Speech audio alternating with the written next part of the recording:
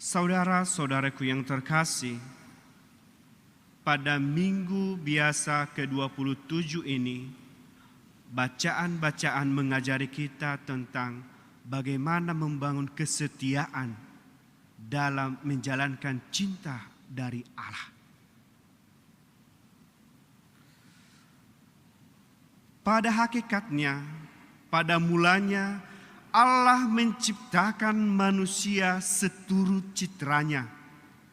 Dengan citranya Allah mengharapkan manusia menunjukkan cinta yang besar, yaitu dengan karya-karya dan tindakan kepada sesama.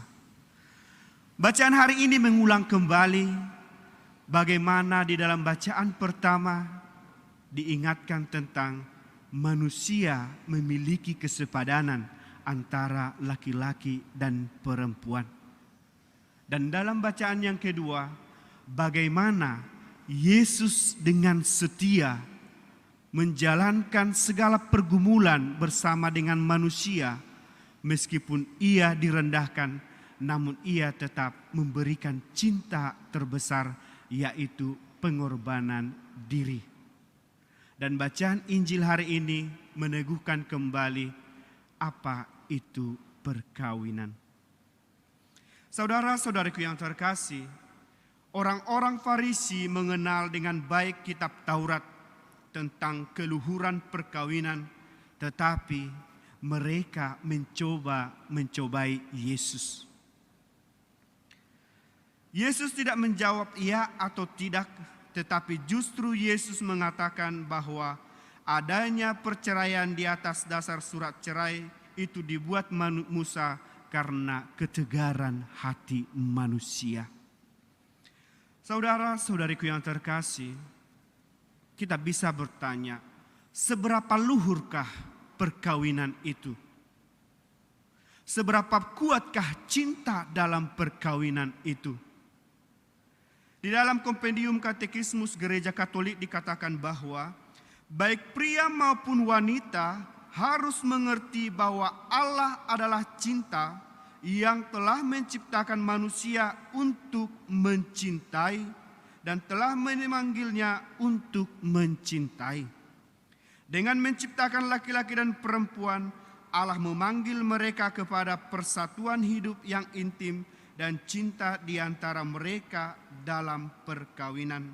Dengan demikian mereka bukan lagi dua, melainkan satu. Di sini Tuhan sendiri bersabda dan memberkati mereka untuk beranak cucu dan bertambah banyak. Saudara-saudariku yang terkasih, di dalam perkawinan ada janji. Janji menuntut kesetiaan. Mungkin dalam pergumulan keluarga banyak masalah, banyak hal yang tidak mengenakan, tapi ingatlah, ketika Yesus disiksa dan disalibkan, apakah dia menolak kesetiaan itu? Dia tetap menjalankan seberapa sakitnya penderitaan itu demi mewujudkan cinta dari kesetiaannya. Dalam kita, dalam keluarga, memang kita tidak bisa hindari sering banyak masalah. Sering banyak pergumulan yang berat. Tetapi pernahkah kita berpikir ketika kita mengalami masalah berat bahwa itu adalah ujian untuk menyucikan dan menguji seberapa besar kesetiaan yang kumiliki? Ingatlah, kalau hingga hari ini ada yang merayakan 50 tahun perkawinan, itu yang sangat luar biasa. Bukan berarti dengan 50 tahun perkawinan dia selalu memiliki perjalanan yang baik, belum tentu. Banyak pergulatan berat. 5 tahun dalam perkawinan banyak berat. 10 tahun perkawinan banyak masalah. Jangan-jangan seminggu dalam perkawinan justru masalah yang sangat besar muncul. Bukan dalam diri dan suami, bisa saja dari mertua atau siapa saja. Tapi ingat, ketika dia merayakan 50 tahun perkawinan, apakah dia mengulang kembali masalahnya? Tidak. Justru rasa syukur melihat wajah anak, melihat wajah cucu. Itulah kesetiaan sebenarnya. Tapi ketika kita ungkit kembali apa yang dikatakan kepada orang Farisi, justru karena ketegaran hatimu, kerasnya kepalamu, sehingga kau menuntut perceraian. Hanya gara-gara kau tidak suka apa yang dilakukan istrimu, kamu marah, kau pulangkan kepada orang tuanya. Ya. Sama halnya dengan keluarga ya. Ketika kita mulai dari kecil selalu bersama, sampai 20 tahun bersama dengan abang, adik, dan saudari perempuan, sampai 30 tahun. Tapi ketika kita berumur 30 tahun, adik kita marah-marah dan memaki kita, langsung kita membenci dan memutus tali persaudaraan. Ingat, 30 tahun kita sia-siakan, kita hilangkan hanya gara-gara 1 detik kita mengalami rasa malu dari kata-kata yang tidak sopan dari adik. Bayangkan. Hanya gara-gara 1 detik dia memaki kita, kita merusak tali persaudaraan yang sudah kita bangun 30 tahun. Dulu kita menggendong dia waktu dia kecil. Dulu kita saling memegang tangannya ketika dia belajar berjalan. Dulu kita membantu mama memberikan bubur kepada adik. Bayangkan. Hanya gara-gara 1 detik dia memaki kita, membuat kita malu. Kita putus tali persaudaraan. Bayangkan, 1 detik mengalahkan 30 tahun cinta yang kita bangun. Ya kan? Di dalam keluarga juga demikian. Ketika ada masalah, bukankah wajah anak kita bisa menyembuhkan rasa penyesalan dalam hati? Ya. Saya bangga dengan di gereja Katolik bahwa sakramen perkawinan dimasukkan dalam sakramen, dalam hal yang sakral. Karena apa? Ketika dalam membangun perkawinan dituntut ada cinta. Apakah kamu mau mencintaiku seumur hidupmu? Ya, aku mau. Hanya kata iya. Tetapi ketika ada kata ya dalam 1 detik itu menuntut seumur hidup. Ya kan? Menuntut seumur hidup untuk menjalankannya kesetiaannya. Mungkin ya hal yang sederhana. Mungkin dalam keluarga ya bisa dicontoh juga. Ketika seorang suami mengatakan kepada istrinya, mami ya. Mami, buatkan papi kopi. Sudah dibuat kopi pahit. Ketika dia meminum memang sangat pahit. Dia sebenarnya tidak suka. Dia sukanya agak manis-manis sedikit. Aduh mami, memang sebenarnya kopi ini pahit. Tapi karena kulihat wajahmu semua manis. Kopi ini sangat manis. Karena ketika aku meminumnya, kulihat wajahmu yang tersenyum. Otomatis istrinya, oh iya pahit, lupa saya bikin kopi, lupa saya bikin gulanya. Ketika pujian itu, otomatis istri pun akan mengingat apa yang disukai suamiku dengan kopi ini. Oh dia harus manis. Oh ya papi, ini ada aku tambahilah gula setengah sendok. Tapi ada juga ketika sesuatu yang tidak dia suka dikasih. Bagaimana hanya bikin kopi saja begini. Yang tidak ada gula di belakang. Iya, sering. Tetapi apakah itu menunjukkan cinta? Bisa ya, tapi lebih besar itu tidak. Karena langsung syok istrinya. Besar sekali suami. Ujungnya dia akan memberikan garam 2 sendok. Kesetiaan itu berjalan ketika kita bisa membangun cinta kasih dan relasi yang baik. Saudara-saudariku yang terkasih, menjadi pertanyaan yang besar adalah apa tujuan Tuhan untuk menetapkan perkawinan? Perkawinan bertujuan untuk persatuan dan kebaikan suami dan istri untuk dan mempunyai serta mendidik anak. untuk bertujuan yang mulia ini, maka perkawinan itu tidak dapat diceraikan, karena Tuhan Yesus memang menghendaki agar perkawinan itu memiliki martabat baru dalam membentuk sakramen. Ingat, ketika berpacaran, ketika sang istri masih pacaran, lama dia bermake up, mungkin pacarnya, udah dek, belum, masih lipstick bang, oh nggak apa-apa, saya sabar dek, padahal udah dilihat jam terlambat. Udah dek, belum, masih nyisir bang, sebentar aja bang, oh nggak apa-apa, setia menunggu. Padahal udah kurang 5 menit lagi, aduh bagaimana sih pacarku ini lama kali berdandan. Sudah dek, belum bang, aku masih milih-milih sepatu, aduh. Enggak apa-apalah, abang selalu sabar demi adekku yang cantik. Ketika berpacaran, ketika dia berjalan, mereka gandengan tangan, kemudian pacarnya terpleset. Aduh kenapa dek, sakit kakimu dek? Oh enggak bang, sini abang yang pegang sepatunya. Makanya jangan yang tinggi-tinggi sepatunya, sini abang yang pegang. Abangku ini baik, iya yang penting adekku jangan sakit.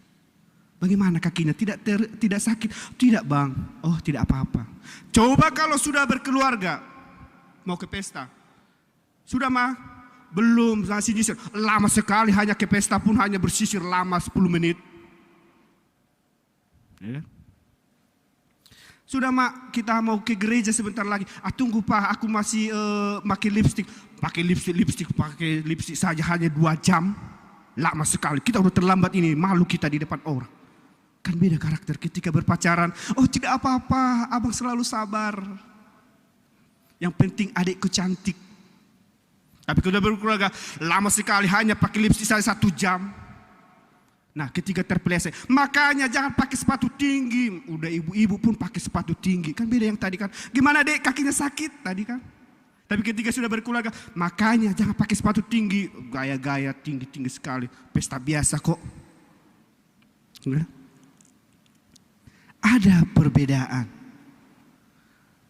Ingat, terkadang situasi itu membuat cinta kita yang sebenarnya ada bisa menjadi luntur karena kita seperti yang tadi, ketegaran hati.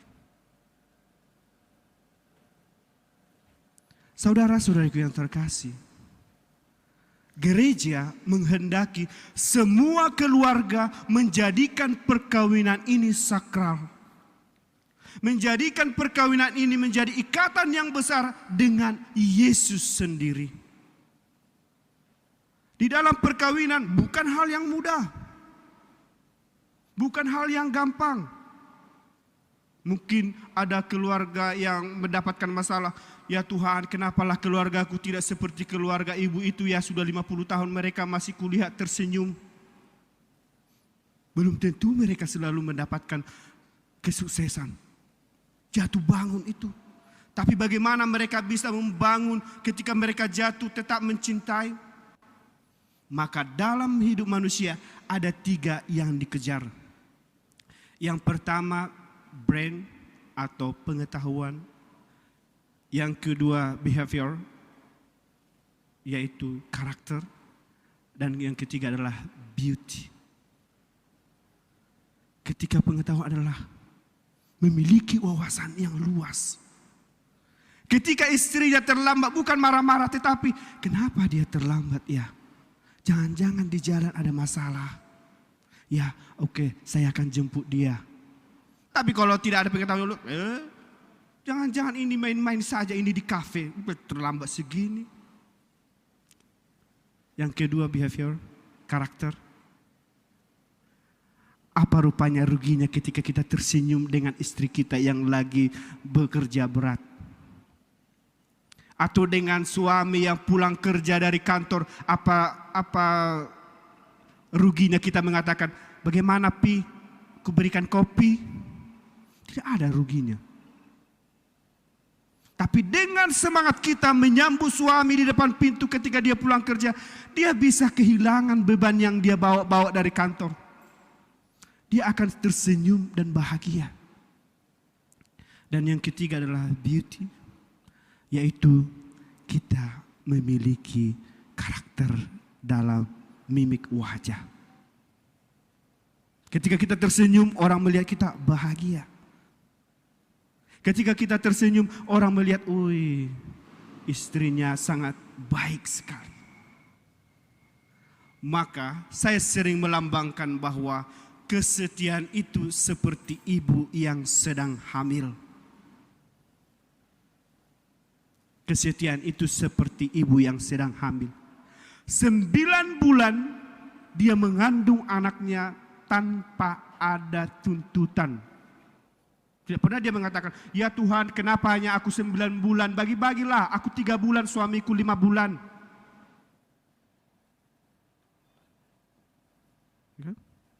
Dia setia. Dulu dia yang selalu kalau pergi keluar dilihatnya, "Aduh, udah makin gemuk, wah aku harus diet." Tapi ketika dia hamil dilihat gemuk di sini, tangan gemuk-gemuk di mana-mana. Ketika dia berkaca, "Wih, beginilah ibu yang sempurna." Maka sering dia mengerjai suaminya kan. "Pak, aku mau makan yang asem-asem." "Ya, tidak ada musim yang asem-asem sekarang, jauh sekali ke Surabaya menjemput." "Aduh bang, bukan aku yang mau, tapi anak kita." Kata istilah anak kita ini, suami langsung ambil sepeda motor, beli mangga yang muda. Bukan aku, kalau aku yang mau minta mangga yang muda, boleh kamu tidak beli. Tetapi ini yang minta yang di dalam, anak ini. Disitulah ketika istilah anak ini muncul kesetiaan dari suaminya. "Ya udahlah, tidak apa-apa hujan, yang penting ku terjang membeli mangga yang muda, yang penting istriku yang ngidam dan anakku di dalam bisa makan mangga yang muda." Itulah kesetiaan. Ketika kita melihat kembali dalam keluarga, apakah kita jalani itu? Sering. Apakah kita pernah menyapa istri kita dengan baik? Sering. Itulah kesetiaan. Sampai seumur hidup kita menjalankannya dengan baik, disitulah rahmat dan berkat untuk kita. Seperti yang diungkapkan dalam bacaan yang kedua, Yesus menjalankan kesetiaan itu sampai dia menghembuskan nafas di kayu salib. Seberat apapun cambuk dan hinaan yang dijalaninya, dia tidak berhenti. Dia tidak marah kepada Allah karena harus menjalankan ini. Dia tidak pernah menyesal bahwa dia menjadi putra Allah. Tetapi dia terus menjalankan perjalanan jalan salib itu demi mencapai puncak yang besar, yaitu penyaliban dan pengorbanan diri demi keselamatan manusia. Demikian juga dalam keluarga. Ketika suami kita yang darah tinggi, emosional, kita sabar, bukan itu yang kita kejar, tetapi anak kita tetap merasakan cinta dari ayah dan ibu. Kalau kita berhenti, anaknya akan dibagi 2. Siapa pemilik asuhnya? Kalau Yesus berhenti, apakah pertobatan bagi manusia akan terselesaikan? Tidak. Justru karena pengorbanan itulah manusia mengalami keselamatan.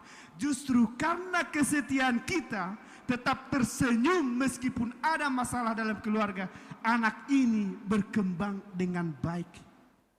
Anak ini mendapatkan cinta dari ayah dan ibunya, dan anak inilah yang harus diperjuangkan seperti keinginan dari Yesus sendiri. Perkawinan itu menjadi kuat karena ingin menyelamatkan kebesaran cinta, yaitu anak-anak. Saudara-saudaraku yang terkasih, pekan biasa ke-27 mengajak kita, lihatlah, di dalam dirimu sudah ada cinta yang besar. Tunjukkanlah itu setidaknya di dalam keluarga.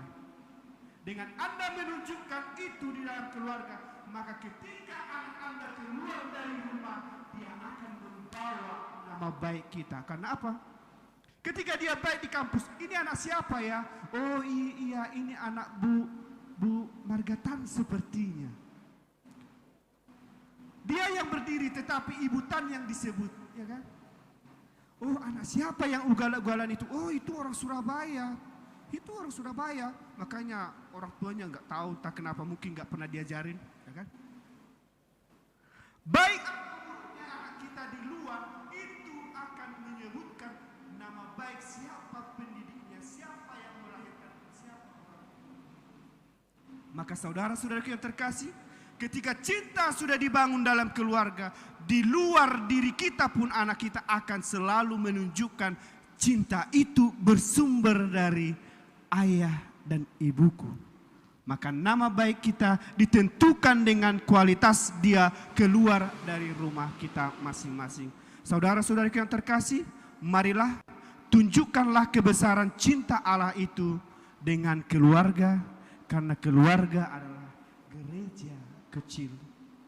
Keluarga adalah rumah Allah yang paling kecil, karena di sana dibangun cinta yang besar. Amin.